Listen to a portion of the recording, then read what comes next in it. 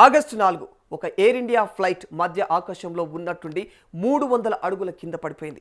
కారణం తుఫాన్ కాదు, పైలట్. 137 మంది జనం. పుకెట్ నుండి ఢిల్లీకి ఫ్లైట్. అందరూ ప్రశాంతంగా నాప్ తీస్తూ ఉన్నారు. అంతలో ఒక్కసారిగా ప్లేన్ కుప్ప కూలిపోయినట్టు అనిపించింది. కారణం ఏంటో తెలిస్తే మీరు షాక్ అవుతారు.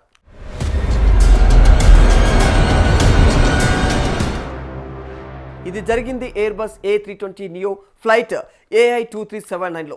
ఒడిశా మీదుగా క్రూయిజ్లో ఉండగా అకస్మాత్తుగా 300 అడుగుల ఆల్టిట్యూడ్ డ్రాప్. టర్బులెన్స్ అనుకున్నారు అందరూ.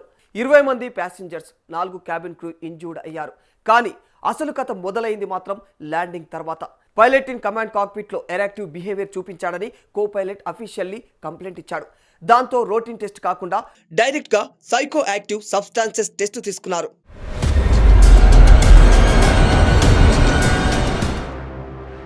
ఇక్కడ క్రేజీ పార్ట్ ఏంటంటే కో పైలట్ కంట్రోల్స్ తీసుకొని ప్లేన్ని స్టెబిలైజ్ చేసి సేఫ్లీ ఢిల్లీలో ల్యాండ్ చేశాడు.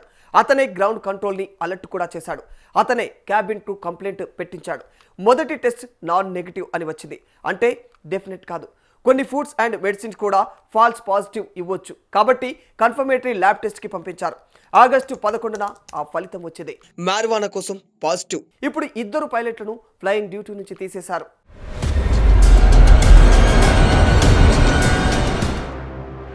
ఇప్పుడు వై షుడ్ ఐ కేర్ అనుకుంటున్నారా? థాయిలాండ్, బాలి, బ్యాంకాక్ ఇవి మన తెలుగు యూత్కి యాష్ ఇంటర్నేషనల్ బడ్జెట్ ట్రిప్స్. మీరు రేపు ఏ ఫ్లైట్ ఎక్కినా కూడా కాక్పిట్లో ఎవరున్నారో మీకు తెలియదు. మంచి విషయం ఏమిటంటే DGCA రూల్స్ ప్రకారం ఇప్పుడు పైలట్స్కి మ్యాండటరీ డోప్ టెస్ట్ ఉన్నాయి. మొదటిసారి ఫెయిల్ అయితే రిహాబ్ ప్లస్ సస్పెన్షన్, రెండవసారి అయితే 3 ఇయర్స్ సస్పెన్షన్, మూడవసారి అయితే లైసెన్స్ క్యాన్సల్. అంటే సిస్టమ్ పనిచేస్తుంది.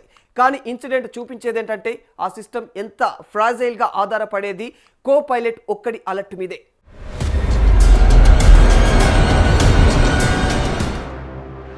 మన ఫ్లైట్లో పైలట్ ఫిట్గా ఉన్నాడా అని ఎలా తెలుసుకోవాలి? ఇక్కడ అసలు హీరోగా మారింది కో పైలట్. కానీ ప్రశ్న ఏమిటంటే అతను అలర్ట్ అవ్వకపోతే కామెంట్స్లో తెలియజేయండి. ఈ డోప్ టెస్ట్ స్టోరీ తర్వాత మీరు ఎయిర్ ఇండియా ఎక్కేటప్పుడు ఎక్స్ట్రా కేర్ఫుల్గా ఉంటారా? లేక ఇది సిస్టమ్ పనిచేసింది అని ఫీల్ అవుతుందా?